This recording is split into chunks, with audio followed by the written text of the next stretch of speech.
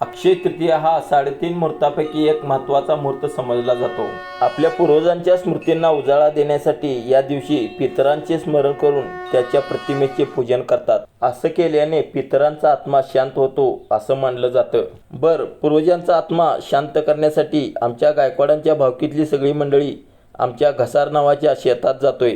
जाताना बरेच जण लय काय साहित्य घेऊन जातोय। त्यामध्ये घोंगडं तसंच 5 दगड पण घ्यायला लागतात। घसारीच्या रानात गेल्यावर पहिल्यांदा असं घोंगडं हातरून घेतलं। आता आमची पोरं पण रानात घोळणा, पिशवी, किटली आणि इतर साहित्य घेऊन आली। घोळण्यात बघितलं तर दवना, नारळ, हळद, कुंकू, गुलाल, अगरबत्ती, नाईकबाचा टाक, टोपी असं बरंच साहित्य होतं आणि हे सगळं साहित्य घोळण्यातनंच आणायला लागतात असं म्हणतात। इकडं ताटात बघितलं तर घुगऱ्या, आंबील, पोळ्या, खुरवड्या, दहीभातानं भरलेलं दिसलं। आता समोर 5 दगड दिसतात ते आमचे पूर्वज होय। त्यांना पहिल्यांदा असं मस्तपैकी पूजून घेतलं। त्यानंतर अगरबत्तीनं असं मस्तपैकी ओवाळून पण घेतलं। आता देव सगळं पूजून झाल्यानंतर आणलेला सगळा खारा गोडा नैवेद्य सगळ्यांनी असा वाटून टाकला। आता सकाळपासून जे काय आम्ही केलं त्याला मारोग म्हणणे असं आमच्याकडे म्हणतात।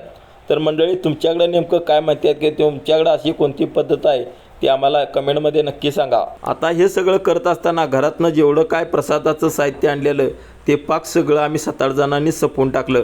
ज्योतिबाची चैत्रयात्रा आणि आजचा मारोग मिळून झाला की आम्ही आमच्या शेतातल्या कामांना सुरुवात करतो।